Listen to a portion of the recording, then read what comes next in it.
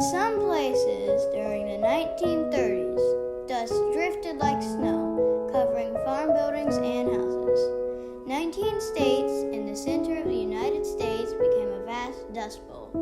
With no chance of making a living, farm families abandoned their homes and land, traveling westward to become migrant laborers. The Dust Bowl, the Dirty 30s, and by many other nicknames, was definitely one of the hardest decades of all time. The decade from the 1930 to 1940 was filled with extreme drought and unemployment, creating the largest migration in American history due to heat, poor agricultural practices, dust storms, and economic depression. And with that, the Dust Bowl has commenced. The Dust Bowl was in the western third of Kansas, southeastern Colorado, the Oklahoma Panhandle, the northern two-thirds of the Texas Panhandle, and northeastern New Mexico. But the Dust Bowl has come to symbolize the hardships of the entire nation during the 1930s. During the extreme droughts in the Dust Bowl, people and livestock died, crops did not grow, many farming families in the plains lost their homes and faced poverty, and agricultural land values declined largely and permanently. Many were struggling to survive, and the dust caused them to get diseases, ultimately leading to the Emergency Relief Appropriation Act of 1935. This also caused the Dust Bowl exodus, or the largest migration in American history.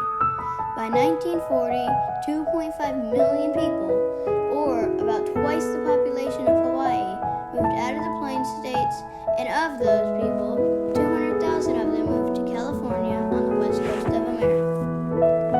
The Dust Bowl was both a natural disaster, but it was also the greatest man-made ecological disaster in American history, because of a combination of aggressive and poor farming techniques, along with drought conditions in the region, and high winds creating massive dust storms that drove thousands from their homes and created a large migrant population of poor, rural Americans during the 1930s called Okies. One of the reasons for the Dust Bowl was poor agricultural practices, such as deep plowing, which contributed to soil erosion. Cotton farmers left fields bare over the winter, when winds were at their highest, and burned the plant stubble to control weeds, which removed any further vegetation that was anchoring the soil. Farmers were farming dry land, which led to the destruction of the prairie grasses in the plain states. Economic depression is one of the many reasons the Dust Bowl exodus occurred. Many farming families were already barely holding on, and the dust storms just made it worse for them. This leads us to a similar subject, unemployment. It was already the Great Depression, so farmers were not compensated, and piled on top of all of that, many other workers were losing their jobs. There was a significant increase in the case number of measles, increased hospitalization for respiratory disorders, and increased infant and overall mortality in Kansas during the Dust Bowl.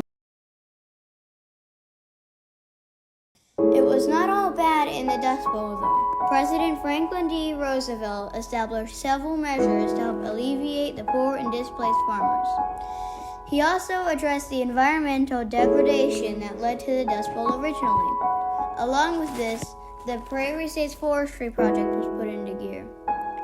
With this project, over 30,000 shelter belts with 220 million trees, over 18,600 square miles, or about twice the area of Vermont, were planted. Along with this, the Dust Bowl taught the United States to explore better approaches to land management.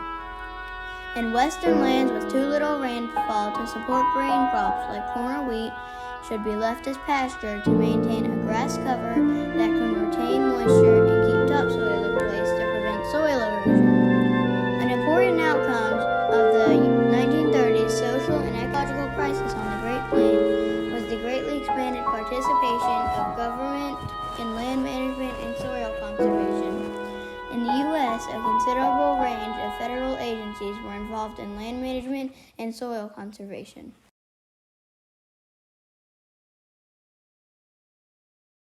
The goal of this act was to help with unemployment, pull the country out of the Great Depression, and to prevent another depression in the future. This project was the largest and buildup of national debt. It was also the largest and first public assistance relief programs in American history. During the Dust Bowl, there were lots of measures taking place to relieve the impacts of the droughts and to reduce America's vulnerability to the dry conditions. Some of these measures were providing emergency supplies, money, and transport and livestock feed to maintain the basics of farms and ranches. Another one of these initiatives was establishing healthcare facilities and supplies to meet emergency medical needs, and establishing markets that were government-based to help buy and sell farm goods, maintain higher tariffs, and loan funds for farm market maintenance and business restoration. The 1930s drought and its associated impacts finally began to abate during spring 1938. By 1941, most areas of the country were receiving near normal rainfall. These rains, along with the outbreak of World War II, alleviated many of the domestic economic problems associated with the 1930s. In summary, with the onset of drought in the 1930s and 1940s, the overfarmed and overgrazed land began to blow away. Winds whipped across the plains, raising billowing clouds of dust. The sky could darken for days, and even well-sealed homes could have a thick layer of dust on the furniture. Dust storms blew across the country, taking dirt from Colorado east to Washington